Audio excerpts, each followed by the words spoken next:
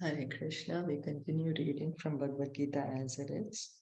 We are on chapter 7, text 26. Chapter 7 is entitled Knowledge of the Absolute.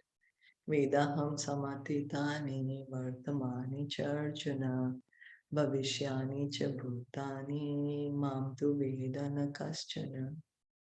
Translation and purport by His Divine Grace, A.C. Bhaktivedanta Swami Srila Prabhupada.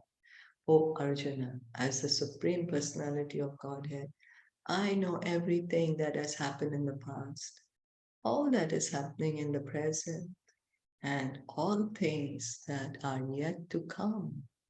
I know all living entities, but me no one knows. So here, Krishna in this verse is clearly telling to Arjuna, Arjuna, I am God. And I am God and I know everything. We say God is omniscient. We say God is omniscient. So here he's saying, yes, I know everything. I know everyone's past. I know everyone's present. I know everyone's future. But no one knows me. Here the question of personality and impersonality is clearly stated. If Krishna, the form of the Supreme Personality of Godhead, were Maya, material, as the impersonalists consider him to be, then like the living entity, he would change his body and forget everything about his past life. So some people argue, they say that Krishna, when he came to the material world, his body that he took is material. And so, but if Krishna's body is material, means he has to give up that material body. And we know once we give up the material body, we forget everything of the past. We forget. Then we think the new body is our correct position. Like Lord Indra is the king of heaven. And just because he's put into the body of the pig, he forgot all about his opulence, his duties, all the beautiful things as he has. He started thinking, yes, I'm a pig. Right? So if we think that Krishna's body is also material, then Krishna will forget everything. But Krishna says, I remember. Anyone with a material body cannot remember his past life, nor can he foretell his future life, nor can he predict the outcome of his present life. Therefore, he cannot know what is happening in past, present, and future. So some people may argue, no, you know what? I know this Baba, or I know this person, this lady, she can read the past and she can read the future and she can tell me what happened or he can tell me what happened. How much can they tell us? How many lives can they tell us about? 1 life, 2 lives, 3 lives, 4 lives, 10 lives, 15 lives. But they can't tell us for eternity. They cannot tell us what is our original position in the spiritual world. Only Krishna can. Krishna knows. So no one can perfectly understand what is our past, present, and future. Only God knows that.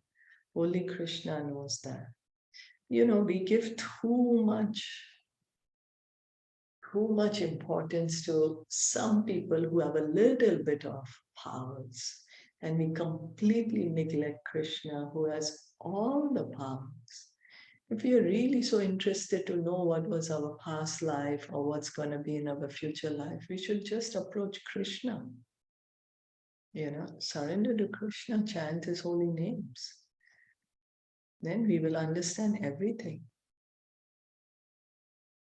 So, unless one is liberated from material contamination, he cannot know past, present, and future. So only the liberated person can understand his past, present, and future. Unlike the ordinary human being, Lord Krishna clearly says that he completely knows what happened in the past. what is happening in the present and what will happen in the future. So Krishna in this verse is saying, Arjuna, I am God. He's saying here, O Arjuna, as the Supreme Personality of Godhead. So Krishna is telling Arjuna, O Arjuna, I am God and I know everything. So we just have to accept Krishna's statements. No one else says such statements. No one else says, I'm God and I know everything. Even Lord Brahma and Lord Shiva don't say such things. Lord Brahma and Lord Shiva also say, Krishna is God, please surrender to him. Please render devotion to him. So Krishna is not going to manipulate us. Krishna does not need to manipulate us. We simply have to hear the truth from Krishna as he's speaking to us from Bhagavad Gita. In the 4th chapter, we have seen that Lord Krishna remembers instructing Vivaswan, the sun god, millions of years ago. Krishna knows every living entity because he is situated in every living being's heart as the super soul. So Krishna told Arjuna in 4th chapter that, I spoke the science of Bhagavad Gita millions of years ago to the sun god Vivaswan. So he remembers what he did millions of years ago. Krishna remembers, he never forgets. Some people have certain powers and they remember something of their past life. They predict something of the future and we think they are God. We think God is very cheap, and so that's the reason so many people imitate to be God. But God is only Krishna is God. There are no two gods. We have to understand that. Sure, some people have some powers. Does not make them God, They have some little bit of powers. Doesn't mean that they are God. Only God is God. Krishna, he knows everything. Why? Because he's the Paramatma in our heart. He's seeing us. He knows our desires.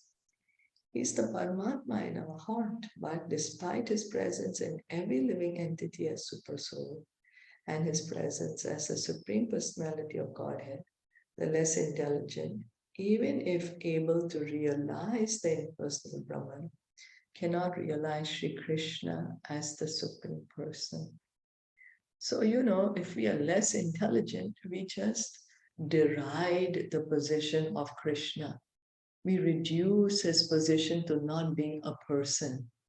That, no, Krishna, no, God, no, he can't be a person. Maybe he's some concept, maybe he's some energy, or maybe he's something, but he's not a person. But who are we to decide what God is and what God is not? Why should God be according to our idea or our imagination? God is God. Krishna is God. And he's clearly saying it. And all the authorities also saying it. We simply have to accept it. Certainly the transcendental body of Sri Krishna is not perishable.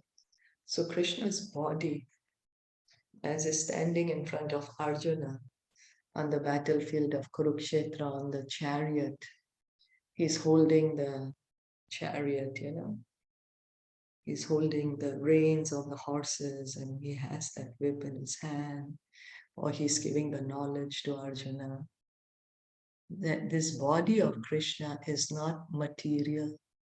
It is transcendental.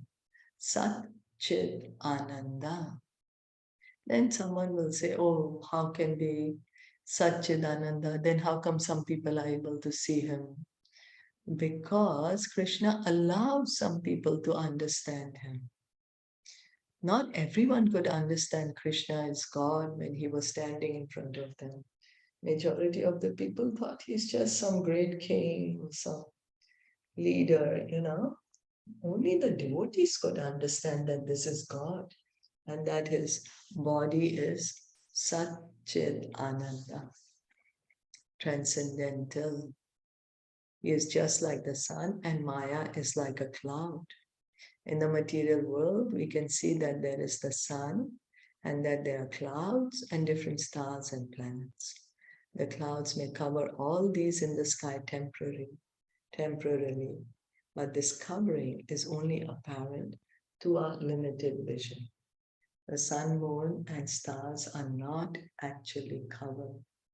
Similarly, Maya cannot cover the Supreme Lord. So sometimes it is a rainy day. So there are many, many clouds in the sky, and the entire sky is forecast with the clouds. So we are not able to see the sun.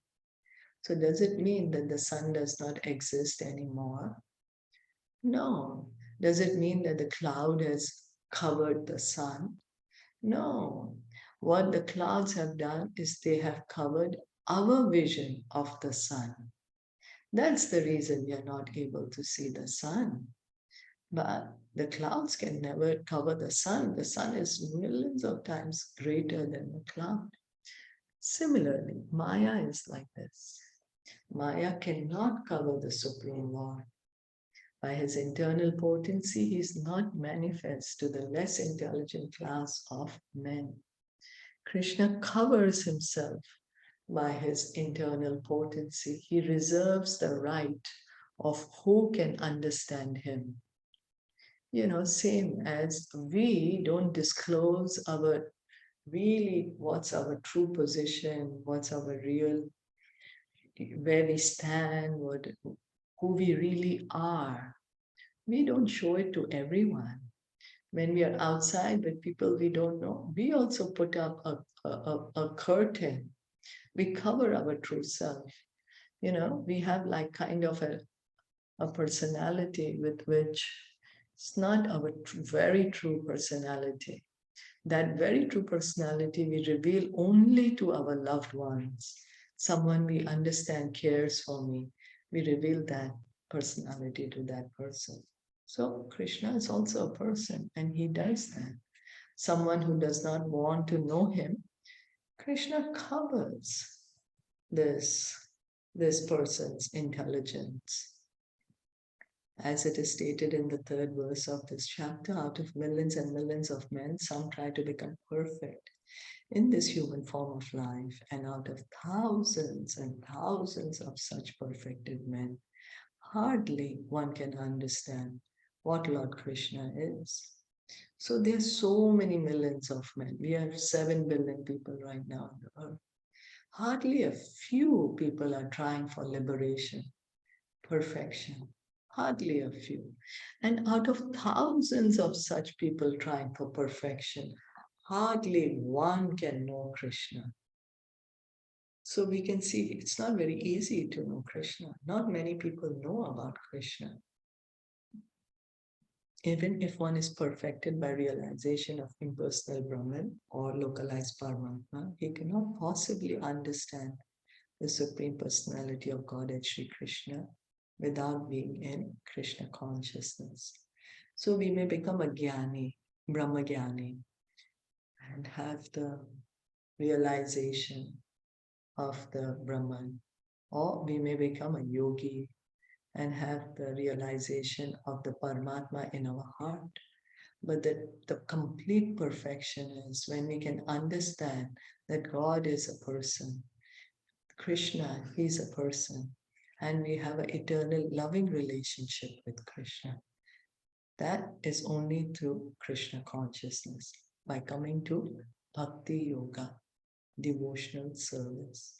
And devotional service begins by hearing and chanting, hearing from Bhagavad Gita-Bhagavatam, chanting the Hare Krishna mantra.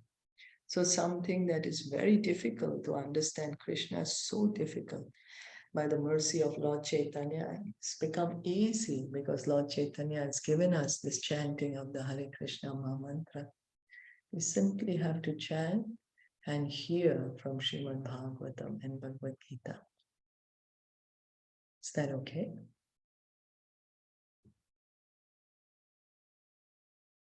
Yes, it's okay. Like it is really very big suspense. I like with beyond our imagination. Like, so if sometime you think like, oh, we can see by our eyes, we speak by our mouth, and our surroundings, we have so many things. So the great power, like sometimes it is very, very much like beyond our imagination. The power we cannot imagine, like how big that power is. Who is that power? Like we cannot see by our eyes, but it is real. Like who is managing the world so smoothly, balancing everything. Like sometimes it is feel you cry. Like who is? Yes, it's true. It's Yes. true. With our minds, we cannot imagine, you know, because we cannot approach the Supreme Lord by our mind. It's true, because Yes. it's like really a great power.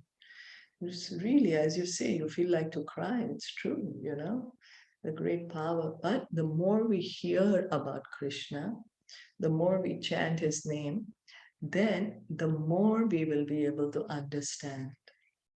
The more it becomes clear to us, more clear. You know, it's like when the glass is dirty, when the window is dirty, then we cannot see very clearly outside. But when we start cleaning it, then gradually, we can see things outside more clearly. So similarly, right now our consciousness is become covered. But the more we hear and chant about Krishna, our consciousness gets cleaned. Then it's more and more clearer, easier for us to understand. So yes, very, very good point that you brought up. Yes. Thank you. Thank you so much. Bhagavad Gita ki jai, Shilpa Prabhupada ki jai, Gaur Bhakta Vrinda ki jai. Hare Krishna. Thank you so much for listening and enjoying.